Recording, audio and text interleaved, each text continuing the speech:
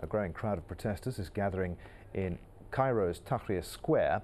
There was a call to demonstrate after the Constitutional Court in Egypt dissolved parliament, effectively handing power back to the military. And now many Egyptians are worried about the presidential runoff election, which begins on Saturday. It's a contest between the Muslim Brotherhood's Mohamed Morsi and Hosni Mubarak's former Prime Minister Ahmed Shafiq. Well, let's speak to political activist Tarek Shalaby. He's in Cairo and says that he'll be boycotting the election. Tell us why you're boycotting the election. I think at this point, it's not why we're boycotting the elections, it's why anyone would ever take part in the elections. I mean, SCAF have proven, led by Tantawi, Anan, and the rest of the generals in the Supreme Council, that they want to crush the revolution. And every time we collaborate with them, we come out losing. And after we've seen the decisions come out recently, I don't think it makes any sense to give them any sort of legitimacy. I had boycotted months ago with the parliamentary elections, and now I think there's a much bigger movement to boycott because it's just become clear that we cannot rely on SCAF and we cannot collaborate with them. You say there's a much bigger movement. There was a call for a demonstration again in Tahrir Square today. Okay, I grant you the crowd is building now, but for hours and hours there was no response. Nobody turned up.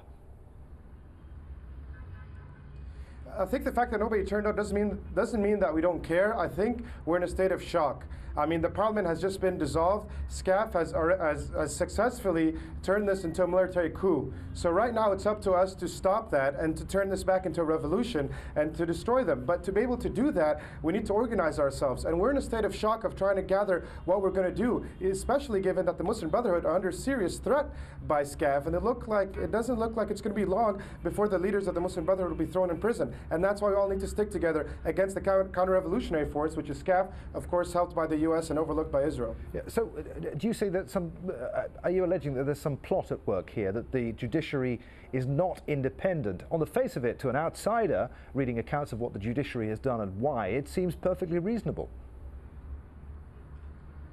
Well, I think it's pretty obvious that the judicial system here is not independent by any means. I think we've seen this over the years, and especially over the last few months, by all the decisions made. The judges are just another tool that SCAF uses against us, just like the media, just like the weapons that they've imported from the U.S., just like all the weapons and all the tools that they have against us. And so we cannot trust these judges because they're part of the regime. And we took the streets to bring down the regime. And that's why we need to stand together against SCAF and against the counter-revolutionary forces and turn this around, because otherwise it's becoming a military coup. Tarek, great to talk to you. Many thanks indeed for being with us. Tarek Shalaby there, live from Cairo. Well, there's in-depth coverage of the Egyptian election, including full details of the two candidates in the presidential runoff at our website. Just go to aljazeera.com.